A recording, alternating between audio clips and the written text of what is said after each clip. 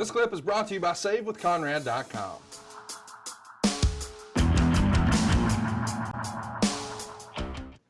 Lots of questions about Tommy Wildfire Rich randomly. Any good Tommy Rich stories you can share with us? Yeah, he was really good baby face. And he sold his ass off. You know, he was good with the kids. He was good with the girls loved him at that time. And basically, Tommy was he was a mechanic. And, you know, his offense for that time, the arm drags, you know, the drop kicks, all the standard fare for that time, which a babyface did, Tommy could do. And the main thing he did was bleed to death and sell. And he had a hell of a run with some heels in Georgia territory.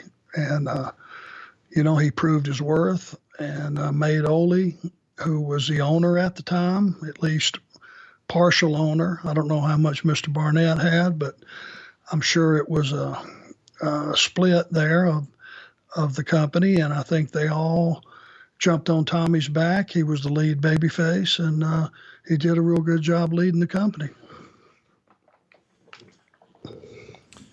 We'll wrap things up with a famous angle, a question about this. I think that happened in '88. We've got Magnum, Davy Crockett.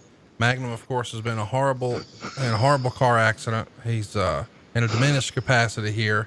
Tully Blanchard comes out with J.J. Dillon. Eventually, there's an altercation, and Magnum goes down, and out comes Dusty with a baseball bat, and he's swinging for the fences, and nearly decapitates Tully Blanchard. What do you remember of this angle? Made me believe. To shove a guy down that's on crutches that's been in a car wreck's pretty shitty. Yeah. I don't know if you get away with that in today's world either, like we talked about something earlier. But Dusty had the fire that made it real, and that was his best friend, and he came out to kill somebody. And that's the way it appeared, and that's the way it came across. It was very believable.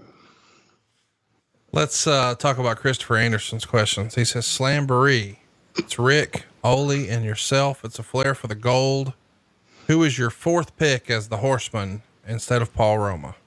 Of course, the context to this, for some folks who may not know, is the original plan was it was going to be Tully. That deal falls apart for whatever reason. We'll talk about it another time. Instead, the decision is made to give the nod to Paul Roma, and I'm sure we can break that down another time as well. But the fantasy booking, Paul Roma's not there. What do you think? There was only one choice. Tully was the only choice. If we wanted to do the right thing and turn the Horseman thing around and get it back to a place of prominence, there was only one choice, and that was Tully. And no matter who else it would have been at that time, because nobody comes to mind, would have turned the thing around like Tully would have. So that was, in my mind, the only choice. Mr. Perfect Fan Canada writes, Bobby had a face run on TV as a TV champ in 1991. How did he like playing that role, and how much further do you think he could have gone as a single? I think there was more there, and man, the Alabama Jam was over.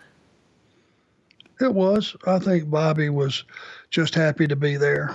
You know, Bobby Eaton is one of the finest human beings God ever put on this earth, and he's pure in his soul and in his thought process as a 3-year-old baby.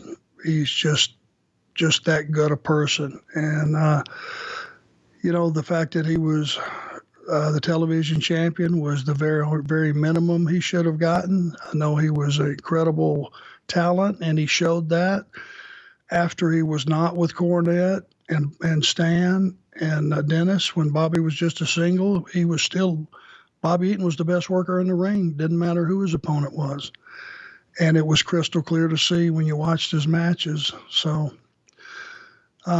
I don't think Bobby aspired to be the world champion. However, if they would have went that way, it wouldn't have shocked me, nor would it have made me not believing in it.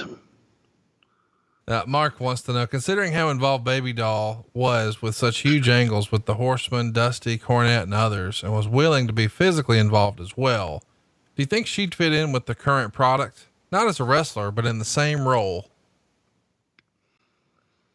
I think that role's probably gone. It's probably gone forever. I don't know. The girls have just made such leaps and bounds as far as competitiveness and ability and just the quality of their work to just have a quote lady on the floor slash manager slash, I don't know what would be the right adjective to cover it. Valet. Yeah, that's right. I guess she was considered a valet for its time. Yeah. I don't know that, maybe, who knows, with the right guy, who knows?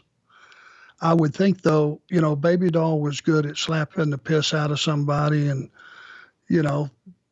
simple things like that.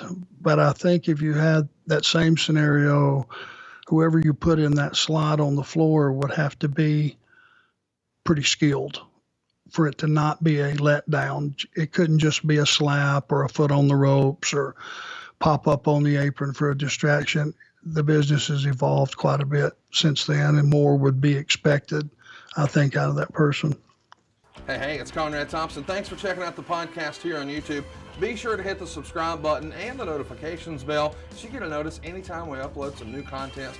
And go save yourself some money right now. If you're in a 30-year loan or you have credit card debt, it's not a matter of if I can save you money, it's a matter of how much. Find out right now for free at SaveWithConrad.com.